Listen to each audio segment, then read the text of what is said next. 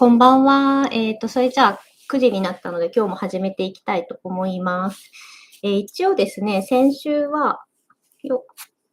やってたパターンは終わりまして、50センチぐらい折ってみたので、こうやってですね、クロス、布に縫い付けてみました。で、アントルデューっていうことだったので、こういう風に、両端がフラットなレースなので、こういう2枚の布の間につけて、こういう風に使うことが多い、メインなレースだと思うんですよね。なので、これ縫い方は以前の動画で解説もしているんですけれども、最初にこう簡単にまつり縫いをしてから、で、その縫い代をここではですね、三つ折りにして、で、かがるっていう感じで、始末してみました。こんな感じですね。でぜひね、レス折ったらば、こういう風に何かに仕立ててもらえると楽しいと思います。ということで、今日はその続きですね。先週この31番っていう方をやったので、今日はこの32番の方行ってみたいと思います。で、テキストの方は、ページで言うと、ページ数が138ページですね。138ページのところに、ドンテル、フィギュア、スワソンとトファっていうのがあるんですけれども、今日はこれやっていきたいと思います。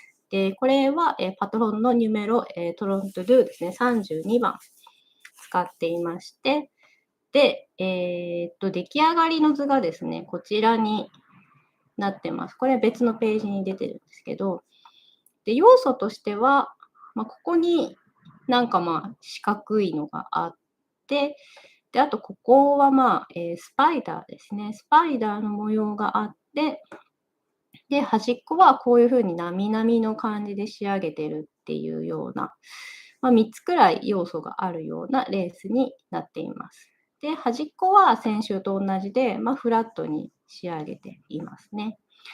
というわけで、また順番にちょっと説明を読んでやっていきましょう。もうセッティングは終わっちゃったんですけれども、ここに、セッティングのところも説明書いてあります。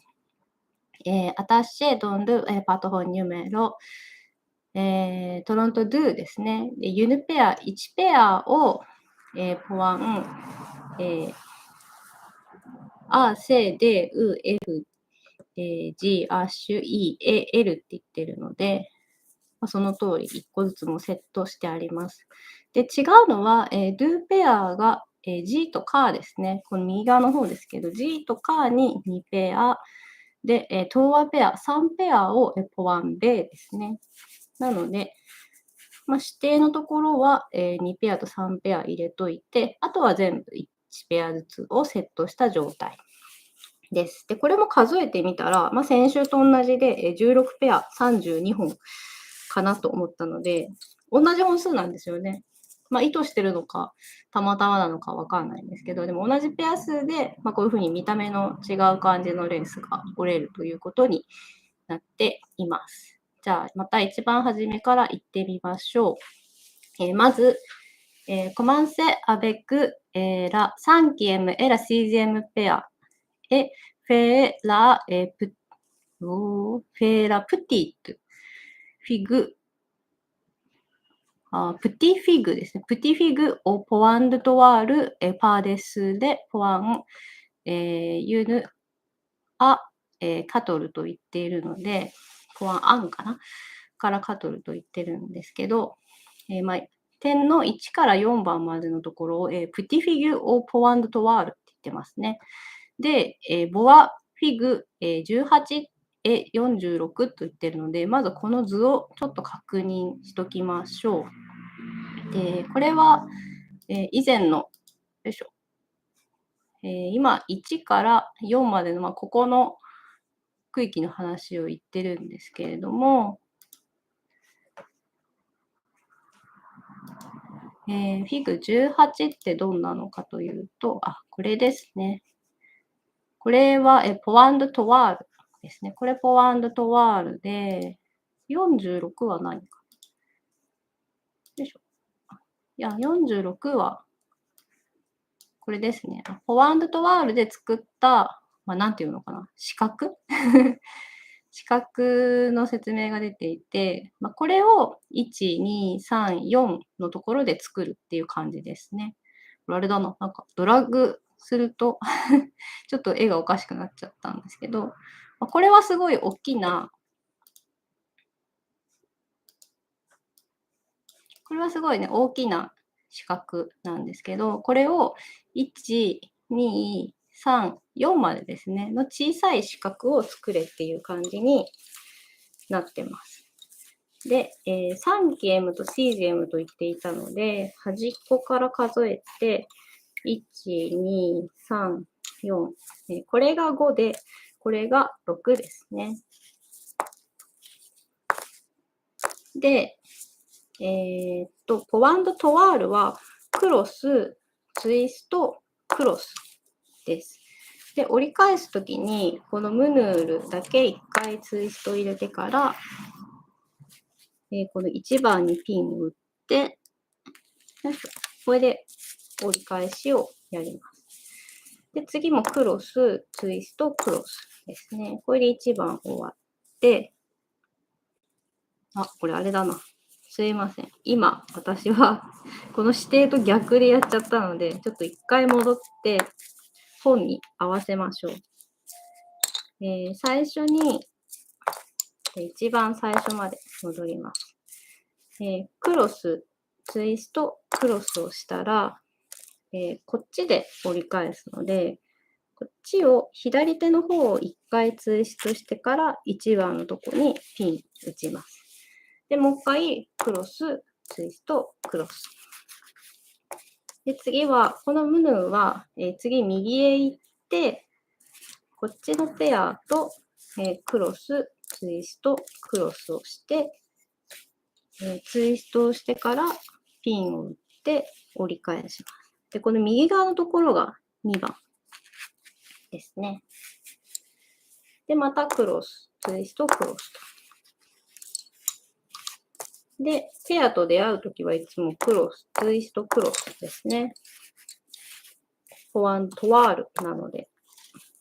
トワールって布っていうことなんですよね、フランス語で。なので、クロス、ツイスト、クロスってこういうふうに交差すると、ペアとペアが、縦と横でこう四角の状態で交差するので、出来上がりが平織りの布みたいな感じになります。で、同じように、交差は常にクロス、ツイスト、クロスをして、で、折り返していきます。で、この次なんですけど、こっちの図だとすごいどんどん大きく広がってるんですけど、1、2、3、4までやって終わりなので、ここで使ったペアは次、右下へ行きますから、この段階でムヌールツイスト入れて折り返しちゃいます。これで4までですね。で、クロス、ツイストから。これで、ちっちゃい、プティフィグ、ちっちゃい四角のとこができました。型紙で言うと、ここですね。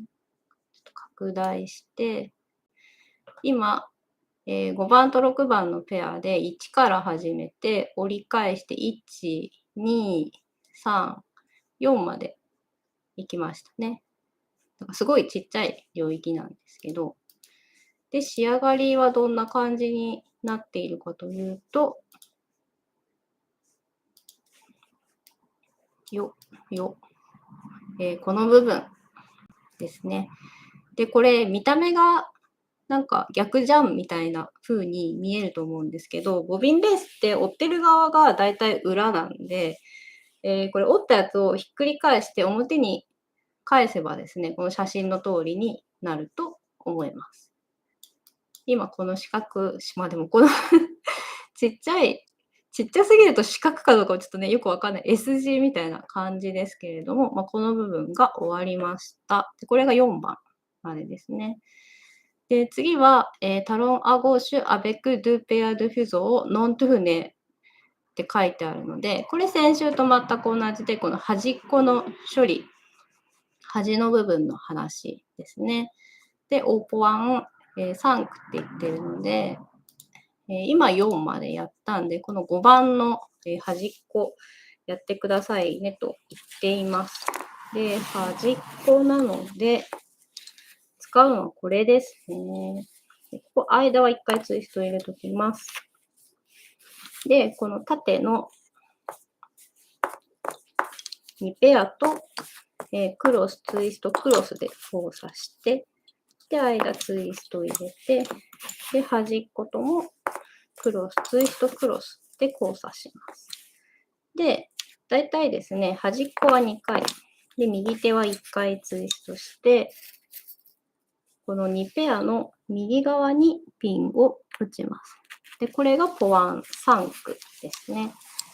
で、この縦糸はノントゥルネと言っていたので、ここは別にツイストしないで、このままクロス、ツイスト、クロス。で、またクロス、ツイスト、クロス。っていう感じですね。これでこの端っこのタロンの処理が終わりました。で、次なんですけど、次は何をしろかっていうと、ポワントーションですね。ボア、フィグ、リズヌフって言ってるので、アベクラ、ユイテム、エラ、ヌービエムペア。これさ、すいません。今これ、下を読んでしまいました。ごめんなさい。アベク、タロンパーデスレ、ワスですね。すいません。まず、ポワントーション、ボアフィグ19、フィグ19見てポワントーションをやれって言ってますね。で、その後は、左側の端、そうですね、アベクタロンを持ってるポワントーションで6から12までってことなので、今5までやりました。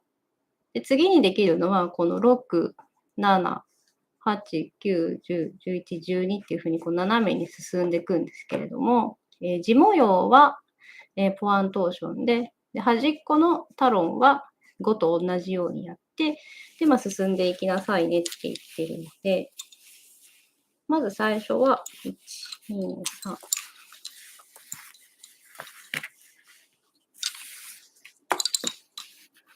ここが終わって、ツイスト入れといて、6ができるので、このペアですね。これで、ポワントーションなので、クロス、ツイストして、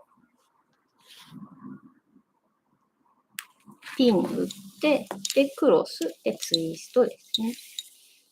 で、7番のところは端っこなんで、クロス、ツイスト、クロス、クロス、ツイスト、クロス。で、一番端っこともクロス、ツイスト、クロスして、この2ペアの右側にピンを打ちます。で、これで7番。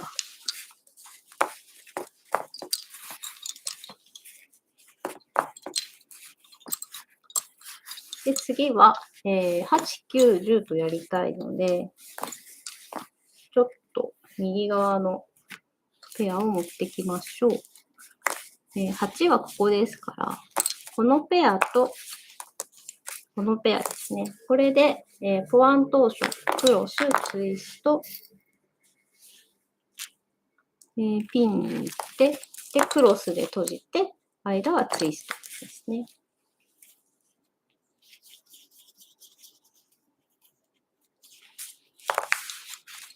で、9番も同じで、ポワントーションですよ。ここら辺は前回と同じですね。地模様は、一番シンプルなポワントーションを採用してますね。で、10。次、11。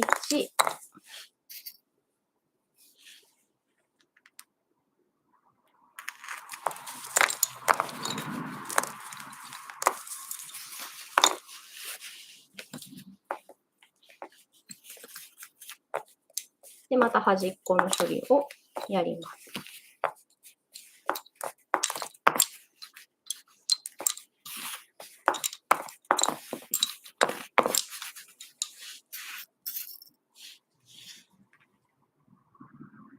これで12まで終わりましたね。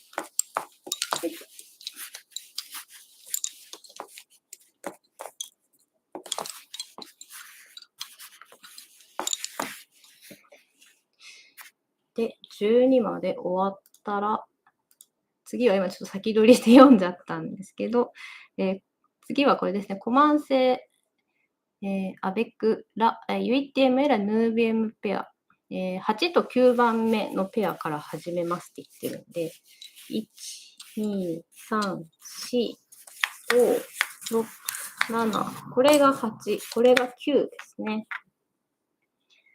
で、フェールユヌアラニエ、アベック、ブランシュ、トロワフォアトゥルネって言ってるんです。これなんて書いてアラニエはまあ、スパイダーですね。で、ブランシュ枝でいいと思うんですけど、ブランチですね。3回ツイストした、この、足枝を持ったこのスパイダーを作りなさいっていうふうに言っています。なので、そのピンを打つ場所は、この型紙の13番。この写真でいうとこの真ん中ですね。なので、そこに至るこのペアは3回ツイストする必要があるので、先にやっときましょう。3本。片っぽずつ、3本ずつ、計、6本来てると思うんですけど、ここは1回、2回、3回。ここも1回、2回、3回、1回、2回、3回。こっちも1、2、3、1、2、3とツイストを入れときます。1、2、3ですね。スパイダーは、この出会うペアを全部ツイストクロスをして、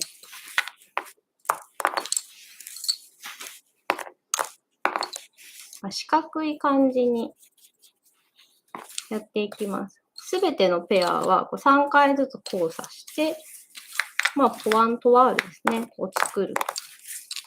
1、2、3、1、2、3。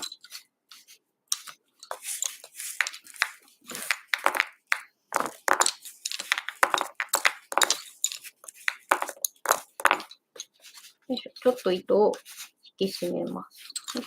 そうすると、全部の方向から出てきたペアが、それぞれ3回ずつ交差して、こういう風に交わってるんですね。なので、左から来たやつは右へ、右から来たやつは左へっていう風に交差してます。で、そしたら、この真ん中のところにピンを打ちます。で、このピンのところがちょうど、交差の中心に来るように糸を引き締めて、形を調節します。1、2、3ペア。こんな感じですね。今この写真で言うと、この、右側半分ができた状態になってます。で、この糸はこっちから来て交差したら、またこういうふうに同じように交差して戻るようになるので、今度はこの全部のペアがですね、また折り返すように交差をして、また3回ずつですね、反対側にこう来たやつがこういうふうに進むように、なってます。なのでこれも同じように、3回交差して、U ターンしてる感じですね。こうです。で、また糸を引き締める。で、こうすると、なんていうんですかね。雲、スパイダーみたいな。フランス語の新しい本だと、麦の粒みたいな、大麦の粒ですみたいな名前がついてたりするんですけど、こういうちょっと葉っぱのような形になります。で、それぞれの伸びてる枝は3回ずつツイストの指示があるので、全部3回ずつツイストをしておきます。これで、してあった、このユヌ・アラニェ・アベク・ブランシュ・トロワホワ・トゥフネ、ここの部分ですね、の模様が、終わりました。図で言うと、そうですね、今までのだと、トロンテ・アンですね。図もちょっと見ときましょう。これ前にやった練習パターンの、よいしょ、でも出てきました。こんな感じですね。ここは、ここの足が2本だったんで、こういった、ペアがこう U ターンして、こうですね。ここもこう来たペアが右手から U ターンして左。ここで交差し合ってるような感じの模様になってます。で、ここまで終わりました。次は、ポワントーション、パーデス、で、ポワン、キャトーズ、ア、バンと言ってるんで、14から20までは、ポワントーションですね。ここら辺のことを言っていると思います。今、よいしょ。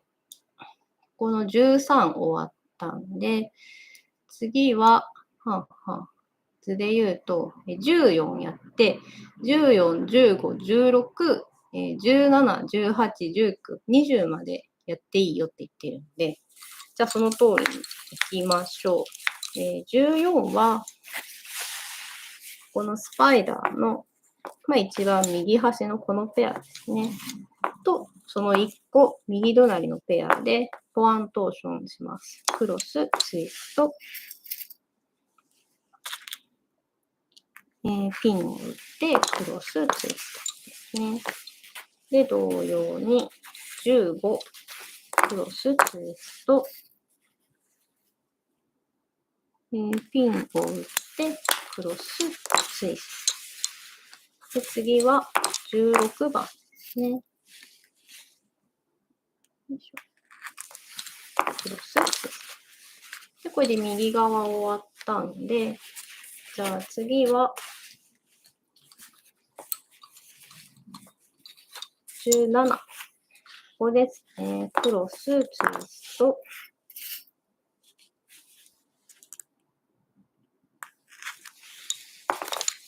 ピンを打って、クロス、ツイストして、またクロス、ツイスト。18番ピンを打って、またクロスで閉じて、ツイスト。次19ですね。クロス、ツイスト。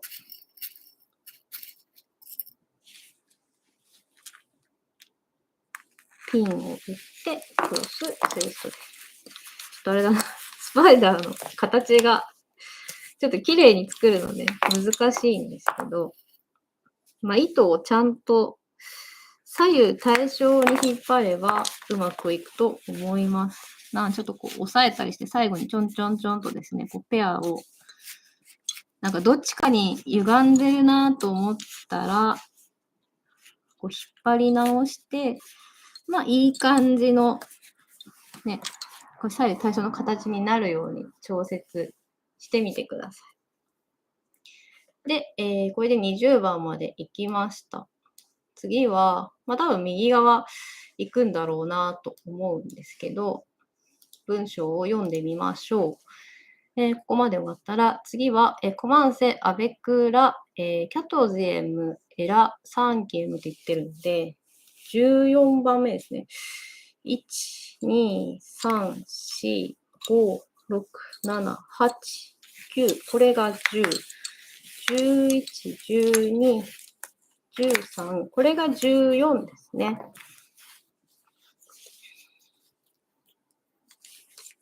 これが14番です。で、14と、なんて言ってましたっけ14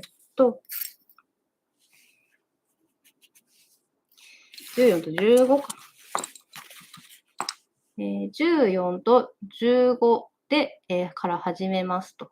フェル、ユヌ、ドンですね。ドンって歯ってことなんで、これを、歯っぽいですかね。歯っぽい形だと言ってるので、歯を作れと言ってますね。どこだっけ。ドンユニオーポワンドトワール。で、ここのステッチはポワンドトワールで作ってますね。一番最初のと同じです。それを作れとしか言ってないので、そうですね。で、21、22、23、24と言っているので、さっきのと同じような感じで、交差は全部クロス、ツイストクロスです。で、次に出会ったペアとも、クロス、ツイスト、クロス。で、折り返しで、ツイストをしてから、この、21番にピンを打ちます。で、交差はいつもクロス、ツイスト、クロス。クロス、ツイスト、クロス。で、次は、この出会ったところで、このペアとクロス、ツイスト、クロスをしてから、ツイストして、22番にピンを打ちます。だんだんペアが、出会ったペアがこう増えていくって感じですね。ここまでずっと大きくなります。で、交差はいつも、クロス、ツイスト、クロスです。なので、同じようにして、クロス、ツイスト、クロスして、端っこではツイストを入れて、今度は23番ですね。で、また折り返して、クロス、ツイスト、クロス。クロス、ツイスト、クロス。クロス、ツイスト、クロス。で、次はまた新しくペアを増やして、ツイストを入れてから折り返して、24番にピンを打ちます。こんな感じで、繰り返して、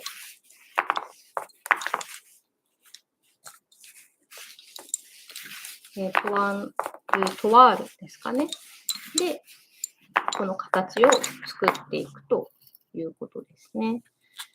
次は25です。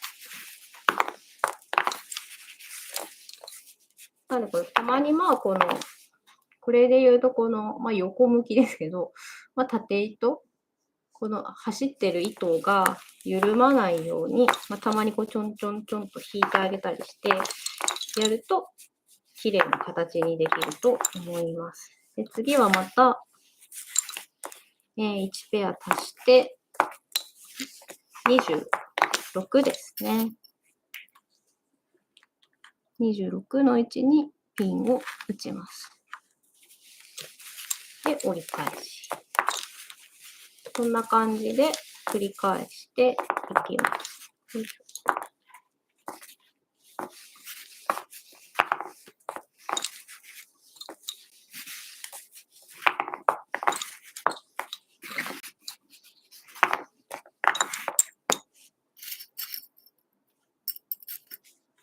で、これで27。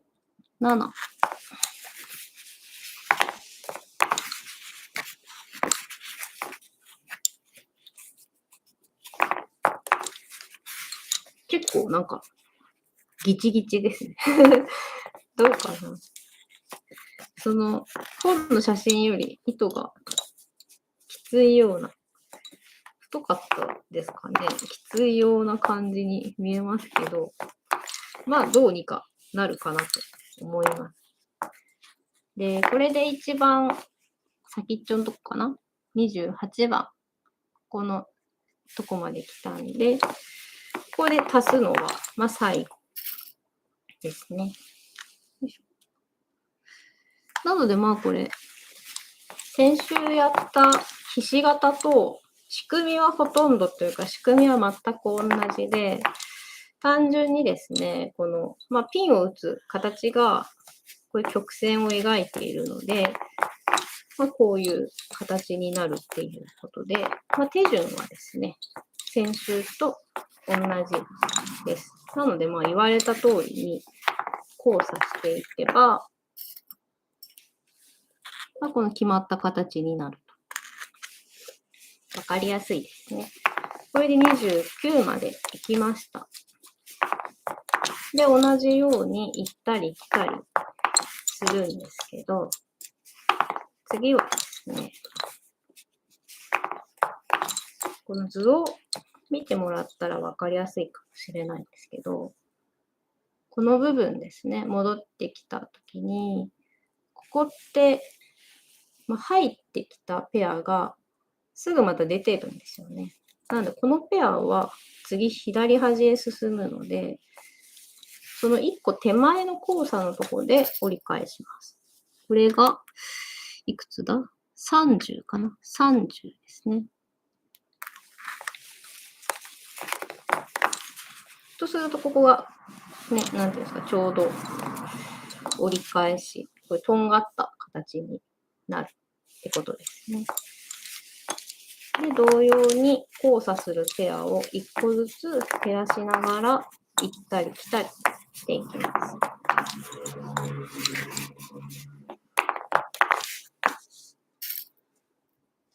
で、これで31ですね。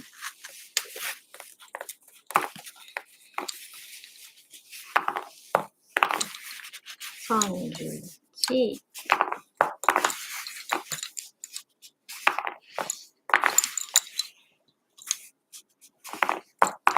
で、次のここも同じように、このペアは次左へ進むので、その1個手前の交差のところで折り返します。で、これが32かな。32。ぎゅーっと、緩まないように、たまに引っ張って、こうフラットに、よいしょよいしょ、仕上げていきましょう。で、ここが33かな。だんだん、ちょっと、やっぱキチキチになってきてますね。きつめです。33割って、次はこの段階で折り返して、34ですね。34です。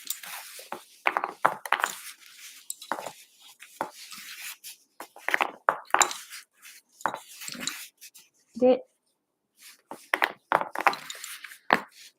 もう一回、ここが35で、次は、どうするのかな。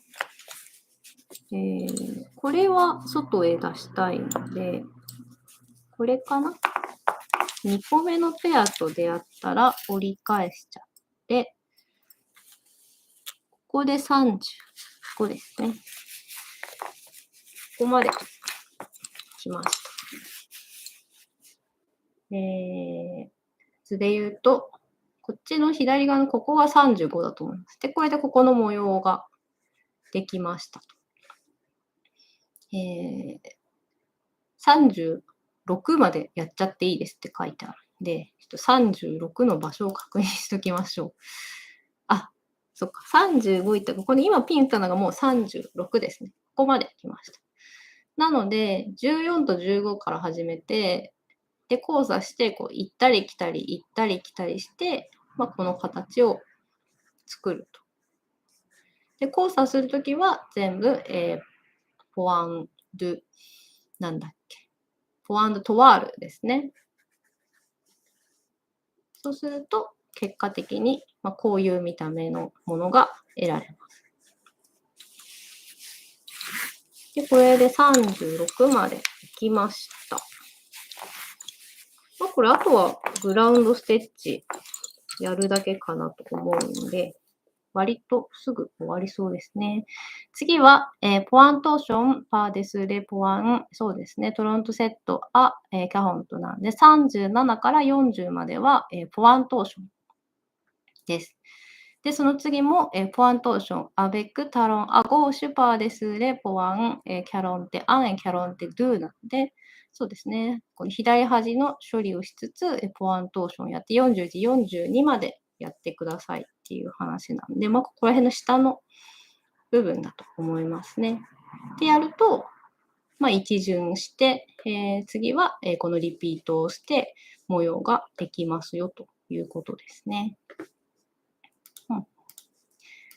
割と、なんか見た目ちょっといろいろやってるような感じですけれども、一番新しいのはここの、スパイダーですね。アラニェの部分だけで、あとは先週のと、似てるかなと思います。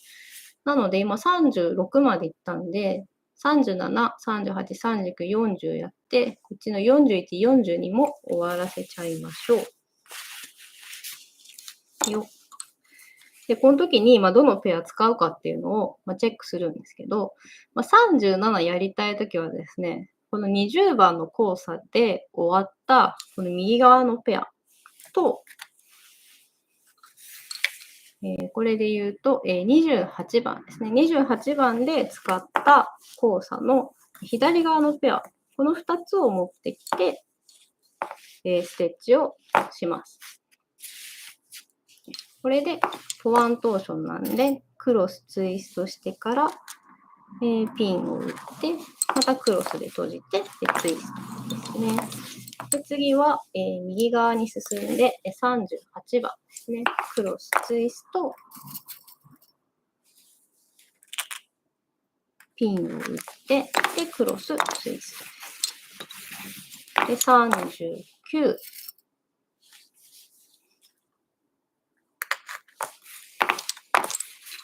で、40ですね。クロスツイスト。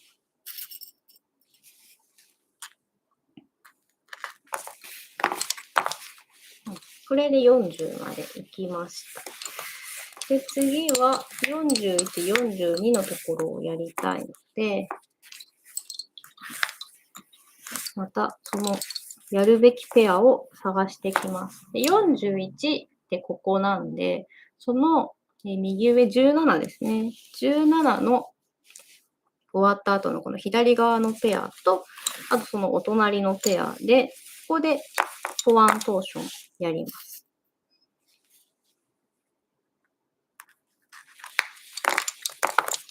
で、次は、タロン、顎押しだったんで、この左端の処理を、このペアをスタートにして、よいしょ。2ペアと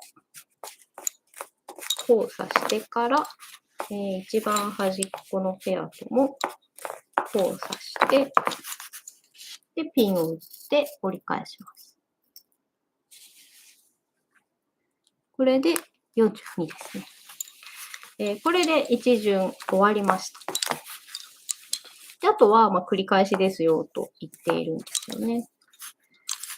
で、めちゃくちゃこのちっちゃい四角を入れる場所を私ね、間違えて忘れてしまいそうなんですけど、ここだと思います。なので、ここから、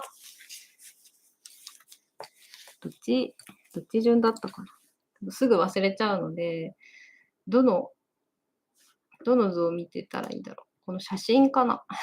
すいません。これだな。この写真を見て忘れないようにしよう。そうしたいと思います。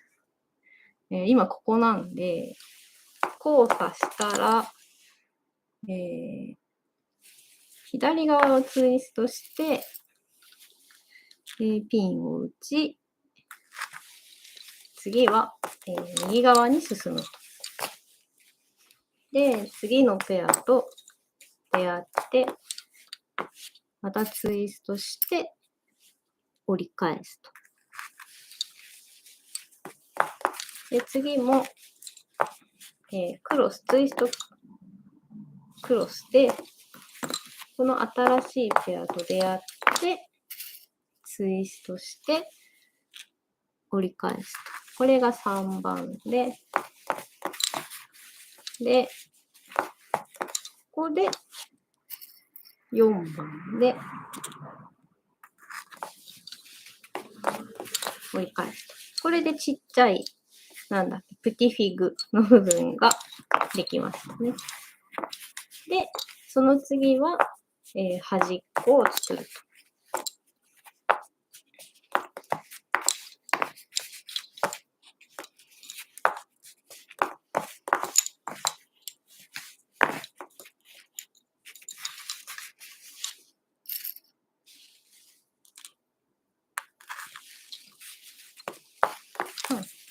そんな感じですね。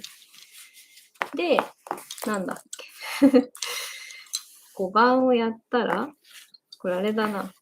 この写真もいいけど、この数字を見ておけば間違いなそうですね。今5番終わったんで、次は6番、7番。こうか。ですね。なので、ポアントーションやっといて、あ、これまたあれですね。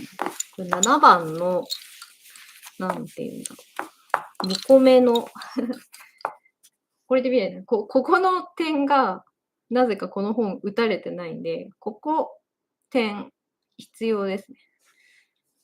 なんでないんでしょうね。本作ってる時に気づきそうですけど。消えちゃっただけなのかな。そうかもしれない。スキャニングにするときに消えちゃったとかもあるかもしれないです。なので、今ここは点がパッと見えないんですけど、まあ大体センター、同じぐらいの距離感でこの位置にピン打っといてもらって、で、折り返すようにしてください。こうですね。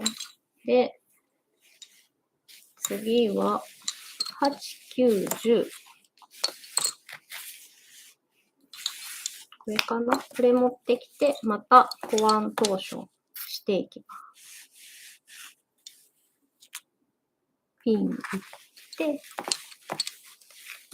クロスツイスト。常に間にピンを打って、で、クロスで閉じる。で、ツイスト。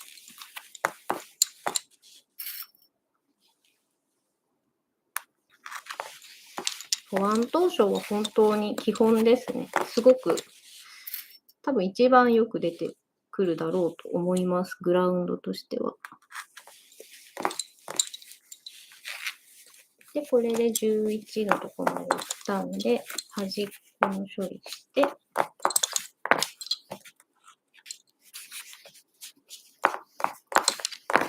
12。なので、大体のこの、なんていうんですかね、トーションベースって大体こう、一定のパターンの繰り返しっていうことが多いんですよ。幾何学模様なので。で、その、折る順番っていうのは覚えてなくてよくて、この数字をですね、見ながら折ればいいかなと思います。ね、これ、何も振ってないのを見て全部覚えてれば一番いいんですけど、人間そうも、いや、今、私はツイスト、ここいらないです。増やしすぎました。ね、全部覚えて頭にね、入ってればいいんですけど、大体そうもいかないので、この図を見ながらですね、進めていけばいいかなと思います。で、あとはこの図のところにちょっとした補助線みたいなのも引いてあるので、それを見ておくと、具体的なステッチはどんなことをやったかなっていうのは、ある意味感覚的にわかるので、大丈夫かなと思います。で、この模様の真ん中のところで、スパイダーを作ります。スパイダーは常にこの左から来たやつが、3回交差して、右側に抜けると。で、次も左から来たやつが交差して、で、右に行くと。同じように、3ペアすべてが、3回ずつ交差して、なんていうんですかね。位置を交換しているという感じになります。で、ここまでいったら、ど真ん中にピンを打ちます。で、このままだと緩いので、まだなるだけ左右対称になるように引っ張ってもらってですね。この枝の部分が緩まないぐらいに引けばいいかなと思います。で、これで引っ張ってもらったら、またですね、それぞれのペア真ん中から始めると分かりやすいと思います。で、交差して、また同じように3回交差して、右から来たやつが左行って、また交差して、また右に戻ると。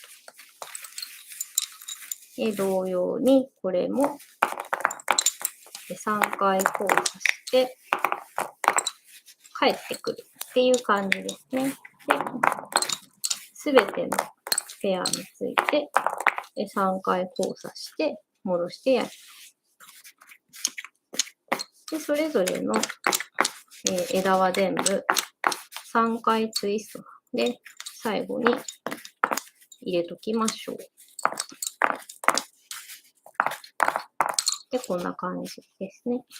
で、こうできるだけ左右対称になるように、ちょんちょん、ちょんちょんとこう調節しながらですね、引っ張ってもらうといい感じの形になると思います。で、この真ん中13番やったら、次は14、15、16、17、18、19、20とこの下の部分のスパイダーの下のとこのポアントーションですね。を全部やるっていう感じになっております。なので、これ使ってクロスツイスト、ピンでクロスツイ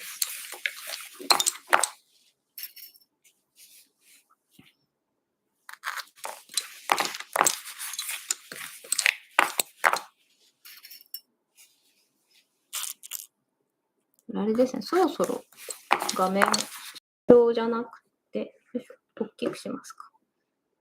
もしちょっと図があった方がいいなっていう場合は、ちょっと言ってください。そしたら、また2画面で表示しますので、今ちょっとやってるところが、こっちの方がですね、多少大きいので、わかりやすいかなと思います。あとはね、繰り返しなんで、黙々とやるだけなんですけ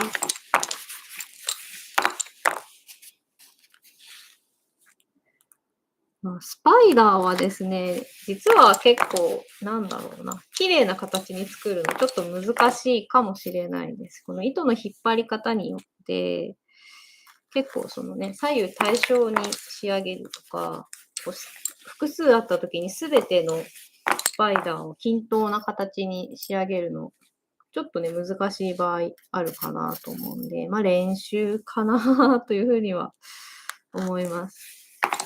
結局形を揃えるためにはこういうところは緩いと綺麗じゃないんで、こうちょんちょんちょんって引っ張るんですけど、この引っ張る時の力加減ですよね。それを全部のスパイダーについて、一定になってると、一番綺麗ですよねっていう話です。なので何回か折ってみると、だんだん形が決まってきて、形揃ってくるかなっていうふうには思います。で、次は、ここの端っこの、ここだとドンって言ってますけど、このなみなみ模様のところを作っていきます。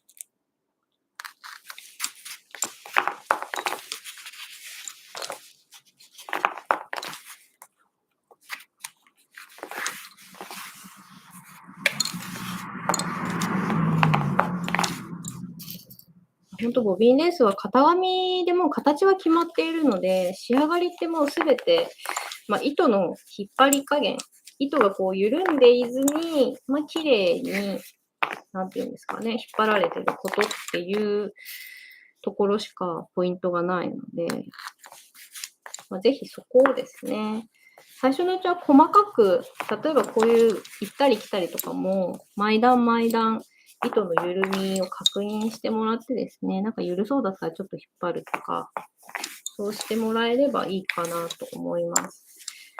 最初はやっぱこの順番を正しくやることに集中しちゃって、糸がちょっと緩いまんまなのも気づかないで進めちゃったりするんですけど、緩いまま何往復もしてしまうと、後で引っ張ってももうね、最初のところの緩みが戻せないってことが多いんですよね。なので、まあ、面倒なようですけど、こう毎段毎段、例えばこういう時もムヌールが行ったり来たりするときに、こうしっかり引くってことですね。でしっかり引いて、ここが緩くないように。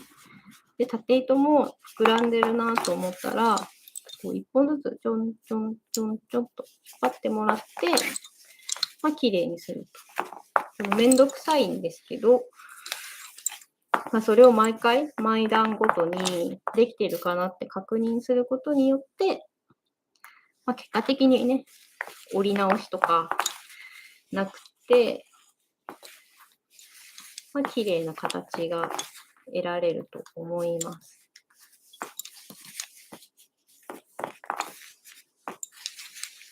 でも難しいところは、その糸を引くっていう時に、こう、力強く引きすぎちゃっても良くないっていうところなんですね。そこがまあ難しいところです。なんか限界までいっぱいいっぱい引っ張っちゃうと、まあ、糸って、まあ、切れちゃう場合ももちろんありますし、あと糸がこう伸びちゃう。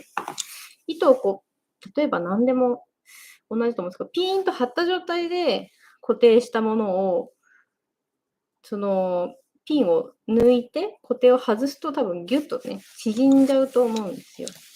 なので、糸はできるだけそのピンと張った状態っていうよりかは、まあその、まあ、自然にこうかかってる状態っていうんですかね、まあ、変に変形して伸びて無理やり固定してる状態よりかは、もうちょっと優しい感じの、状態で、ここもですね、このムヌールをもうキンキンに引っ張って、ピンピンに貼っていると、後で抜いた時にすごいギュッて縮んじゃうと思うんで、緩いのはいけないんですけれども、まあ、限界以上に引っ張らないと。まあ、強い力で引っ張る必要はないということですね。っていうふうに気にしてもらえると、まあ、綺麗にいくと思います。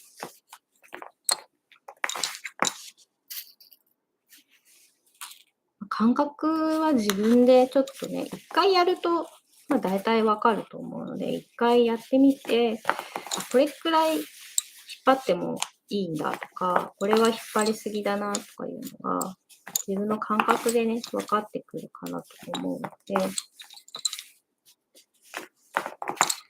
ちょっとね、一回やってみて、自分の力加減見つけてみてください。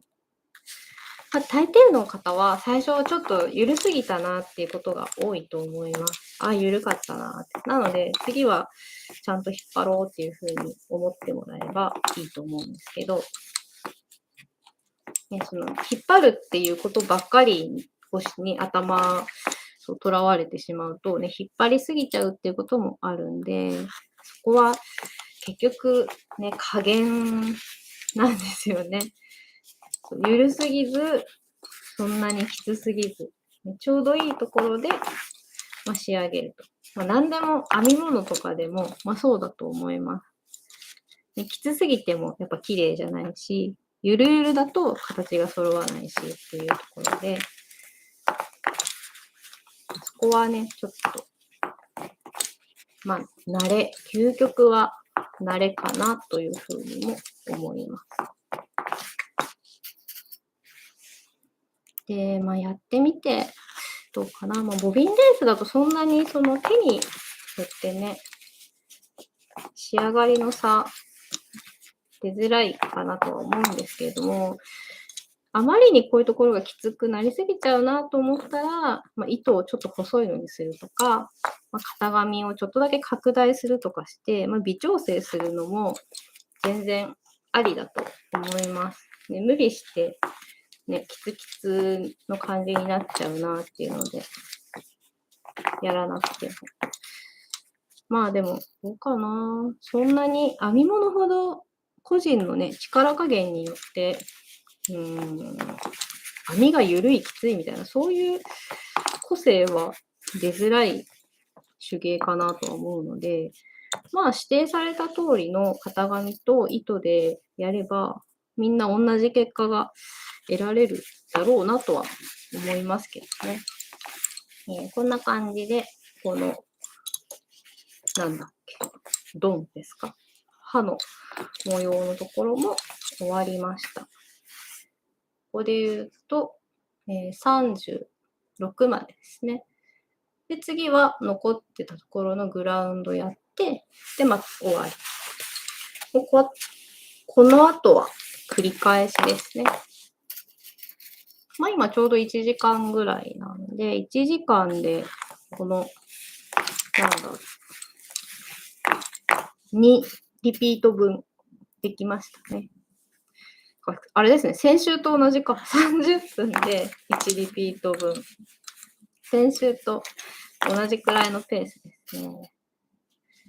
で先週のやつも、まあ、この今使ってる布につけましたけど、まあ、50センチぐらい折ったんですよ。だからなので、今回のもまた同じぐらいに折って、端っこにつけてみましょうかね。どうしようかな。これも折り返したけど、ここ別に立ち切りで普通にカットしちゃってもよかったかもしれないですね。まあでも次はここの一番端っこのところに縫い付けてみようかなと思います。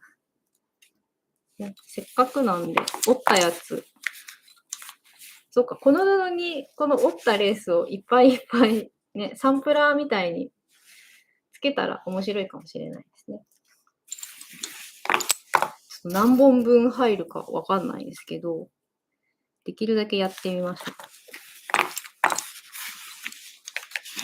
この次はどういうパターンだったかな。ちょっと先取りして見ちゃいますか。画面を2画面にしまして、今日やったのはですね、フィグ63ってやつだったんで、これなんですけど、その次は、なるほど。次はこれですね、64。でもそうか、次も、なみなみなんですね。なみなみのレースって、ね、布の端っこにしかつけないだろうかなって思うんで、じゃあ、そうですね。この布は、ここに63つけて、端っこに64つけて、それで終わりにしますか。こっち側に、違う。これが62だから63つけて、反対端に64つけますかね。ちょっとうるさくなっちゃいますかね。まあいいや。後で、また来週考えます。てか60、そっか。この、さらに次を見ればいいんですよね。でも次は、よいしょ。ちょっとずっと先取りして見てますけど、これが65なんで、これはフラットで、でもこれもまたエッジがあれなんですね。難しいな。そっか。どうしましょうね。てか、なるほど。いろいろですね。そう、これ今後やるやつをずっと見てるんですけど。まあでも同じようにクロスに縫い付けるとか、なんかまあ、作りましょう。テーブルクロスみたいにでかいのにするにはね、長く折るのちょっと嫌なんで、大変になってしまうんで、あれなんですけど、1ページずつなんか1作品できたらいいですね。そうですね、悩ましいな。ここがなみなみだから、あんまり布の真ん中にはつけられないので、まあどういう風にするかは今後考えます。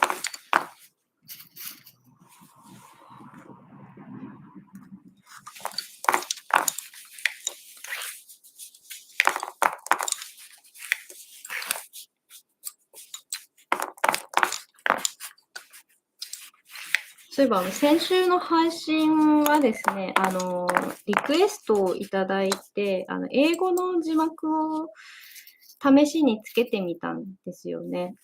で、その英語の字幕の作り方は、日本語の字幕をまず作って、それをYouTube の機能で、自動翻訳しただけなので、ちょっとですね、意味とか文法的に正しくなっているかどうかは、私はちょっとチェックできてないんですけれども、まあ一応ですね、完全にじゃなくても、多少のね、単語とかだけでも意味が少しね、理解の助けになればいいかなという意味で、字幕つけました。で、なんか、どうだろうな。英語と日本語、両方わかる人がチェックね、してもらえたら一番嬉しいんですけど、ね、なんか変だよと思ったらば、ぜひコメントをいただければいいかなと思います。で、同じね、方法で、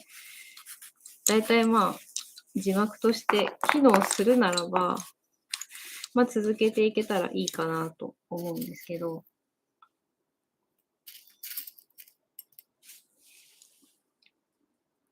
でもまあ便利ですね。で、日本語の字幕も、なんだろう、ほとんどがですね、その自動音声認識機能を使ってるんですよ、YouTube の。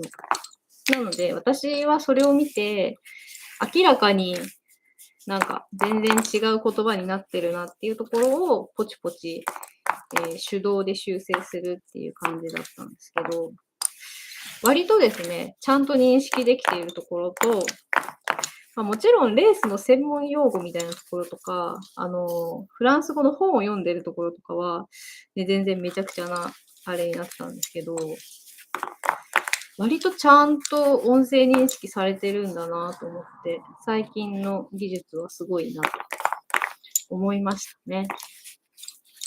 ね、結構、なんだろう、ボソボソ小声で喋ってるようなところでも、ちゃんと文字になっていたので、まあ、最近すごいですよね、音声認識って。ね、Siri とか Alexa とかでも、ちゃんと自分の喋ったやつがテキストになってダラダラダラって画面に表示されますけど、まあ、めちゃくちゃな時もあるけど、だいたいね、ちゃんと分かって合ってるなっていう時もあるので、まあ、精度は上がってきてるのかなと思います。まあ本当今そういう便利な機能をね、フル活用してしまっているんですけれども、最近本当翻訳とかもだいたい翻訳サイトを使ってね、見ちゃってるんで、自分で辞書とか調べたり、自分で作文をすることが減っちゃいましたね。てか本当はね、ちょっと自動翻訳だけだとね、おかしいところを自分で直せるぐらいの語学力が欲しいところなんですけど、わかんない。なんかパッと見て、まあ大体良さそうだったら、まあこれでいいかみたいにしちゃってる時があるので、ね、こいつは何を喋っているんだって、ね、喋ってるんだとか、書いてるんだって思われてる時もあるかもしれないなと思いつつ、まあ大きなトラブルがないので甘えている部分はあります。あ、そうだ、そんな話をしていたら、先週、本を買ったんですよっていう話をしてて、ちょっと表紙とかをお見せしたやつがあるんですけど、これです。ラ・マイユド・バイユール。これですね。でこの本、なんかバイユールのこのステッチがバランシエンヌに似てるなみたいな話をしてたんですけど、それですね、調べたら、なんか似てるらしいですっていうのが分かりました。で、これはドンテル・ド・フランスって言って、フランスのレースの種類をいろいろ教えてくれている、本。これがすごい便利な本なんですけど、にですね、載ってたんですよ。バイユールレースとは。ちょっと待ってくださいね。どこだっけ。あ、これです。地域的には、ノールエ・パドゥカレーっていう北の方でした。ほぼベルギーみたいなあたりで、そこに、ラ・ドンテル・ドゥ・バイユールっていうのがあるんですよね。で、このパドゥカレーのあたりってバランシェーヌとかもすごい近くてですね、なんかめっちゃ似てるらしいです。マイユ・ドゥ・バイユールとパドゥカレーは。で、一応違いが載っておりまして、でこれをですね、ちょっと調べたんですよ。少々お待ちください。ですね、ここに、ステッチの写真も載ってるんですけれども、すごく似てます、バランシエンヌと。で、これはマイユホンドンドゥか。丸いステッチっていうんですけれども、これが、グラウンドステッチで、これがバランシエヌとちょっと違うんですよ。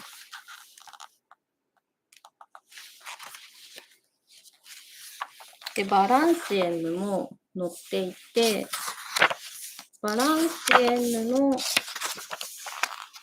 グラウンドがこれなんですよね。で、ちょっと違うんです。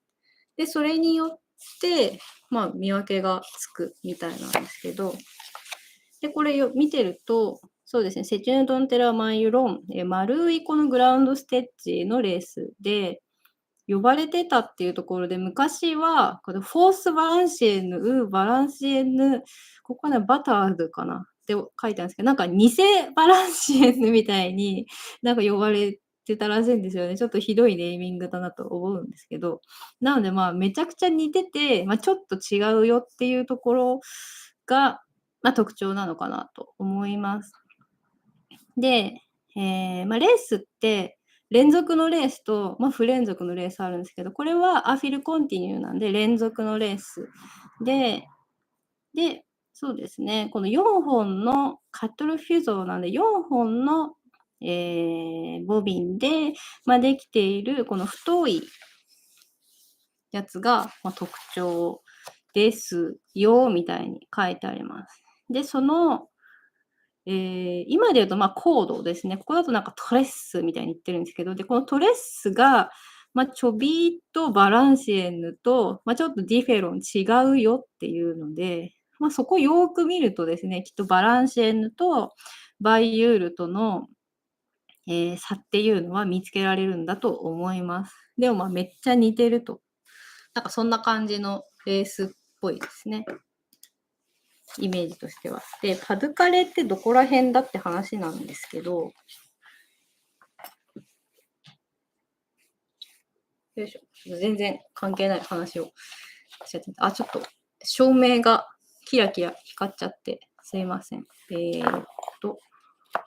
ここが A ノードパドゥカレですね。で、フランスのもう端っこ、ほぼ北の方で、ここがベルギーなんで、もうかなり接してるあたりです。で、バランシエのはここで、ちょっとこの図だと載ってなかったんですけど、なんかほぼリールよりもさらになんかもうこの端っこ、ほぼ国境沿いぐらいのところがバイユールでしたね。で、そうですね、リールは有名ですかね。で、あとこのランスとかパラスとかもあるんですけれども、かなり北の方で、ほぼベルギーだなっていうふうに思いました。で、私はこのランスは1回だけ行ったことがあって、ルーブル美術館の別館みたいなのがあるんですよね。で、それを見に行きました。で、その別館って日本人建築家が作ってたりするんで、割と話題だったんですよ。ちょっと何年にできたかはね、忘れてしまったんですけれども。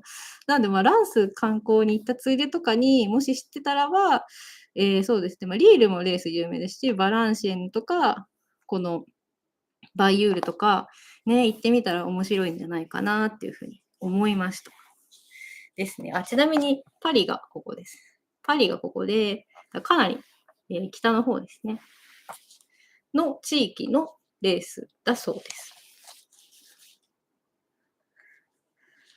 なのでいろんなレース、やっぱ地域によって形とか全然違うんですよね。だからそこをね、知識持ってから旅行して見に行くと、きっと面白いだろうかなというふうにね、思います。コメントありがとうございます。This is lovely. Thank you for showing how you do this. Thank you, thank you. 私もあれです。文字でメッセージを打てばいいということに気づきました。なので、ね、喋ってると、喋りだとね、通じるかどうかわからないので、チャットでもらったメッセージを私もチャットで返すようにしました。そしたらきっと間違いないかなと思います。というところで、雑談してしまったんですけど、1、2、3。なので、先週私がこれはバランシェンヌなんじゃないか、バランシェンに似ていると言ってたのは、実際そういう特徴のレース、1、2、3だということでした。ちょっとね、もうちょっと前のとこには、歴史とか、いろいろ詳しい説明も載ってたんですけど、ちょっとまだ読んでないんで、今度ね、時間があるときに読んでみようと思います。でも全然なんか歴史の話って覚えられないんですよね。なんか何年に、どこどこにね、学校ができて、うんぬんかんぬんみたいな、なんかそういう年代の話とかの羅列だったりするんで、誰々がとか、その誰々とかね、知らないし、ちょっとピンとこないみたいな。世界史ピンとこないですみたいな。ちょっと歴史得意じゃない人間なんで、ね、なかなか、歴史はね、きっといろんな、ね、レースの歴史もつながりとか、ね、あるんだろうと思うんですけど、なかなかそこら辺までは到達できないでいます。なんかね、めっちゃ詳しいみたいな、うんちくもめっちゃ知ってるみたいにね、なれたらいいなとは思うのですが、なかなかそこまでいかないですね。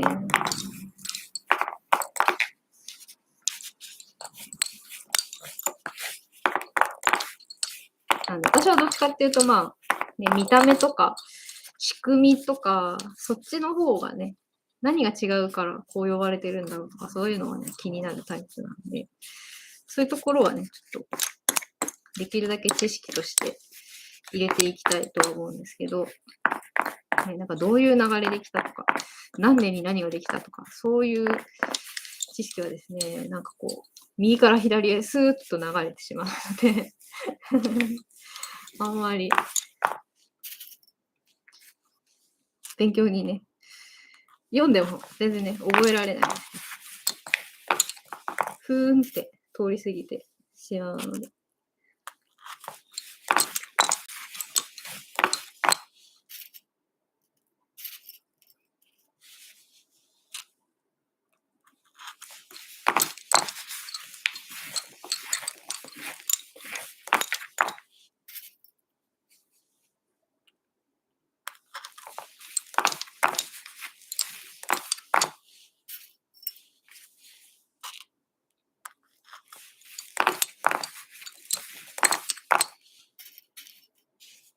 よいしょ。こんな感じで、また、スパイダー1個できました。そうですね。でここもまだスパイダー歪んでるんで、できるだけですね、今はこう左の糸を押さえながら、右の糸を引いて、形を整えると。でそしたら、右の糸を押さえて、左の糸を引いて、形整えると。こういうふうにしていくと、左右対称にですね、いい感じに整えられると思います。で、そしたらば、次はまたこの右のなんだっけドンだっけそうそう。このひらひらの部分を作っていきます。ちなみに今日もっていうかもうずっと糸はこの、コットンパールですね。同じ色も先週のと同じ色です。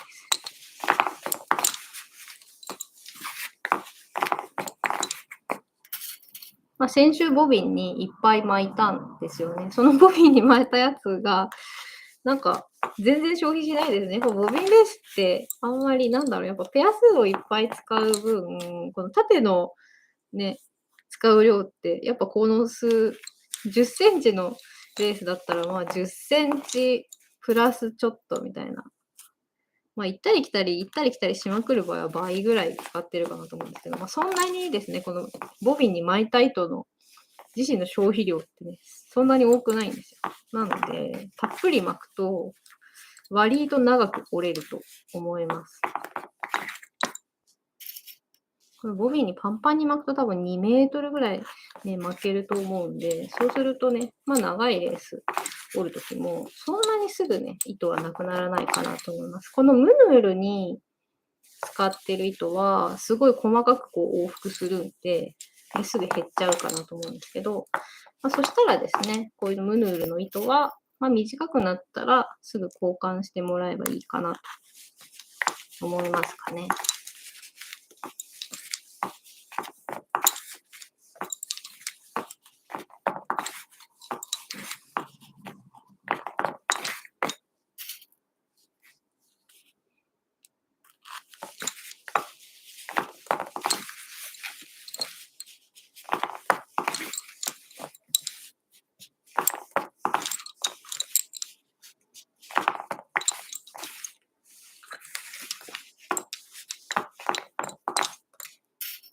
今日は外が静かですね。もう10時とかなんでやっぱ、今も神奈川県はまん延防止措置やってるんで、お店が結構9時で閉まるんですよね、飲食店。8時ラストオーダーで9時までですみたいな感じなんで、だから夜で歩いてる人少ないですね。そうそう、お隣が、なんて言うんですか、ホルモン焼肉屋さんになったんですよ。つい先日。今月かな。いや、一応先月かな。ちょっと、日にちを忘れてしまったんですけど、つい一月前ぐらいからリフォーム工事始まって、そう、お店屋さんがね、できたんです。前は違うお店だったんですけど、なので、夜とか割とね、焼肉屋さんだとね、ワイワイ、ね、うるさくなっちゃうかなと思ったんですけど、で、まん延防止なので、そんなこともないですね。そんなでもないです。たまにね、話し声、笑い声とか聞こえるんですけど、全然大丈夫でしたね。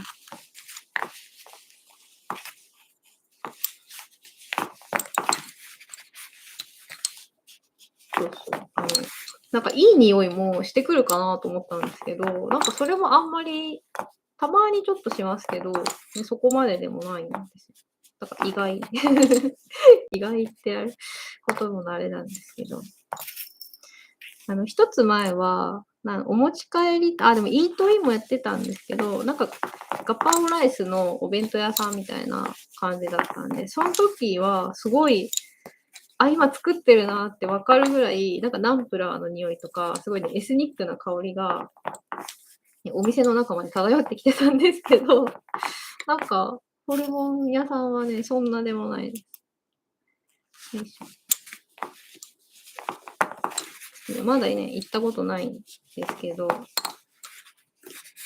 ホルモン焼き屋さんに行ったことがないので、普通の焼肉と何が違うのかなっていう知識がないから、ね、何も知らないの恥ずかしいなと思ってね、まだ行ったことないんですけど、ちょっと勉強してから、一回行ってみようかなとも思ってますけど、わかんない。ちっちゃい居酒屋さんみたいな雰囲気のお店だから、ね、どんななんだいきなり行っていいもんなんだろうかみたいな。そういうちっちゃい居酒屋あんま行ったことないから。雰囲気がわかんないんで、あれなんです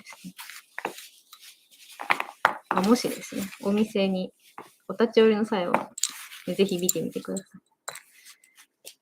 うちの周りね、不思議なお店屋さん通りになっているので、ボビンレース屋さんが一番不思議ですけどね、ここは何をやってるとこなんですかっていう風に聞かれることがたまにあるぐらい、ね、怪しげな、怪しげなお店なんで。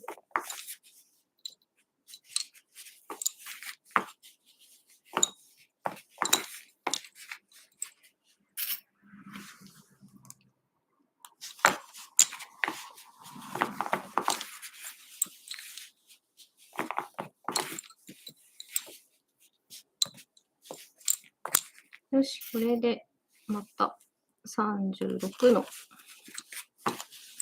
ですね、模様の最後まで終わりまして、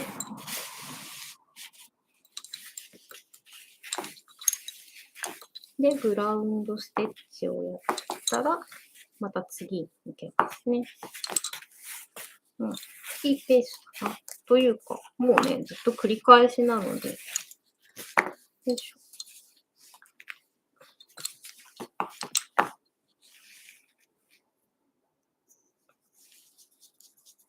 目新しいことがないんですけどね。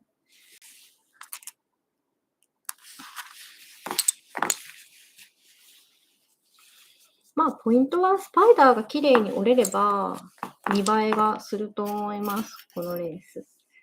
ね、でもスパイダー、ちょっと難しいんですよね。私も完璧にできてるかと言われると自信がないですね。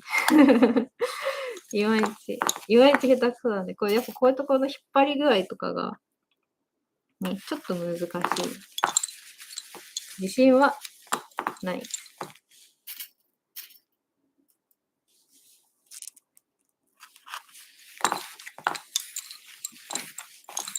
こんな感じで、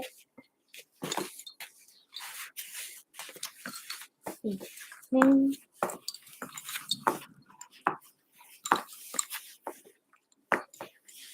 ちょっとこの、またですね、本当は抜いちゃダメなんですけど、この周りを抜いてみるとですね、まあ、模様の雰囲気がわかると思うので、見てみましょう。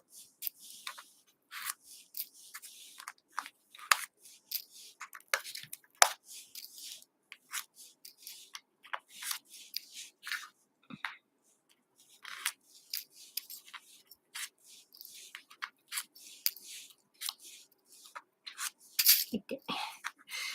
自分で指に刺しちゃいます。よっ。こんな感じですね。まあ、そんなに悪くないのではないでしょうか。ちょっとね、やっぱこういうところがなんか緩いかな、みたいな。ね。左右対称にするんで、こういうとこもちょっと、まあ、合格かな、みたいな感じはします。あと、ここのプティフィグは全然わかんないですね。この4つのところ、ね、ちょっと違うかなって感じですけど、別になんかここグラウンドステッチでも大差ないのではないかなって思っちゃうぐらいの、ね、違いですね。もうちょっとこっちみたいにね、広い面積やってれば、ね、模様っぽくなるんだと思うんですけど、私の感覚だとね、この部分必要あったかなみたいな風に思っちゃうぐらいだと思いますね。なんか自分でも目立たないから折るの忘れそうだなってちょっと思いました。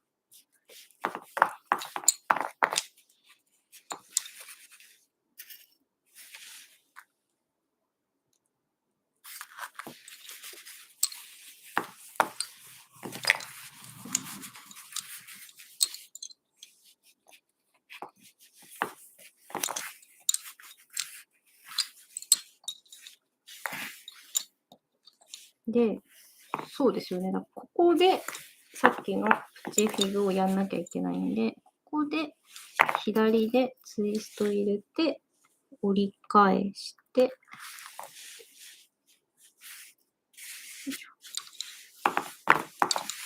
右で、ここも右でツイストしてから、折り返して、2番やったら、次は3番ですね。3番の位置で折り返して、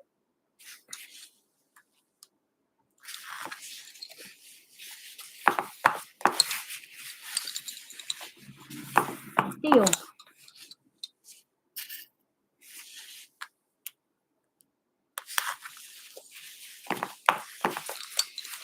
で、これで、最初のちっちゃい四角が出来上がり。まあ、こんな感じで掘り進めていきます。じゃあ今日はね、なんだろう。第1回よりすごく順調ですね。もうここまでいっちゃったんで。じゃあ今日は、ちょっと早い。ね、まだ10時半なんで、早いですけど、10時半ぐらいで終わりにしちゃいましょうかね。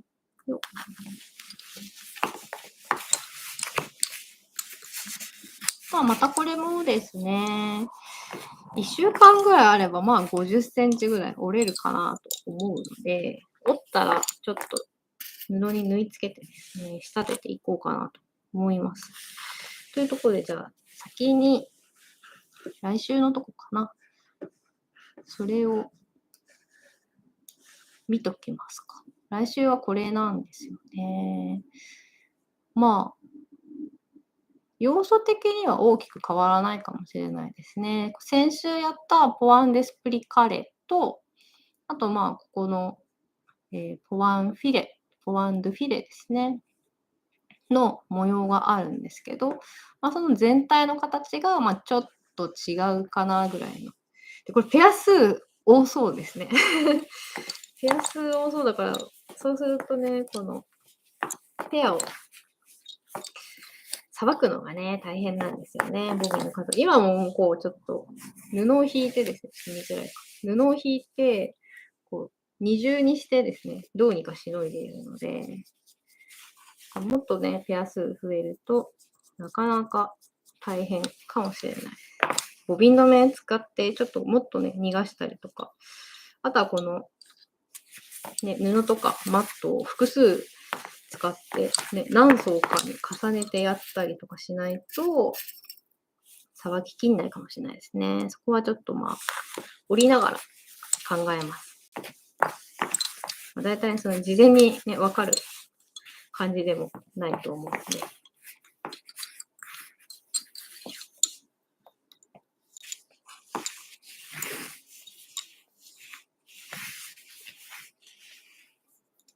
ボビンレースってそうですね、幅が広いの作ろうと思うとペア数どんどん増えちゃうんですけれども、別にペア数が増えても、なんか使ってるやつ自体は休んでるんですよ。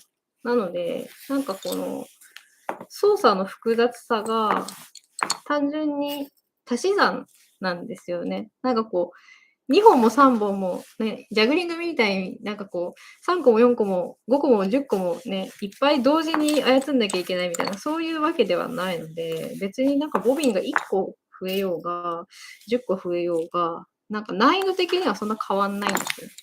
手間が増えるだけなんで。なのでボビン数が多いこと自体は、なんていうんですかね、ちょっと面倒くさいなみたいな。さばくのが大変だなとか、置き場がないなっていうふうに思う場合はあるんですけど、難易度としては恐れなくていいと思います。なんかすごい、ね、本数が1本増えるごとにすごい複雑な動きになるとか、そういうことはね、全然ないので。なので、当初レース慣れてもらうと、なんか意外と本とか読んで普通になんか60ペアとか80ペアとかなってきちゃう場合があると思うんですけど、それは準備するのは大変だけど、恐れなくてもいいかなと思います。てか、それがね、普通になってきちゃうと思います。でもそんなにいっぱいペア数使うとなるとね、余ってるボビンがないですみたいな状況にはね、なっちゃうんですよね。なので、できるだけ、ね、やりかけのレースみたいなのをあんまり作らないようにしてね、ちゃんときちっとね、トライしたら終わるみたいな風にしないと、ね、ボビン足らなくなっちゃうかなと思います。私も実際そうなってます。もうなんか、でもやっぱ一回糸巻いちゃうともったいないので、ほどけずにして、その糸巻いた状態のやつ、ね、使ってないみたいな。でもそれを全部ね、ほどいてね、新しい糸巻くのめんどくさいみたいな、そういう状況のボビンがね、増えてきてしまうんですけど、そういう風にならないようにちゃんと管理すると、ね、いいんだろうなと思います。というところで、10時半になっちゃいましたね。じゃあ、先週よりちょっと早いですけど、ここら辺で一旦ね、また同じように来週も同じ時間でやろうかなと思います。で、来週はそうですね、そのペア数が多い分、やる作業量が増えるので、今日よりもね、長くかかっちゃうかもしれないですけど、ぜひ、よかったらお付き合いください。スパイダーの、折り方って、人によってこう糸の、ね、引っ張るタイミングとかは違うかもしれないんですけど、私は何回かやって、こんな風にやるとうまくいくんじゃないかなみたいな手順でやってるんで、折り方はね、習ったんですけど、こうやるといいよみたいなのは全部自分がやってて思ったことなんですよね。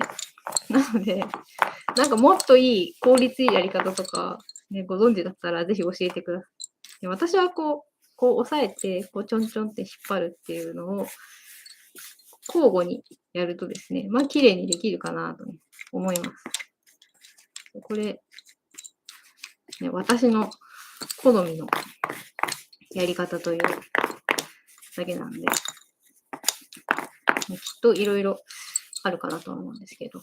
でもスパイダーもいろんな当初の本に出てきますし、簡単にね、ちょっと雰囲気ね、グラウンドとはまた違った雰囲気になるパターンなんで、ぜひ練習して、綺麗な形がね、作れるように、ぜひマスターしてもらえたらいいかなと思います。というところで、それでは、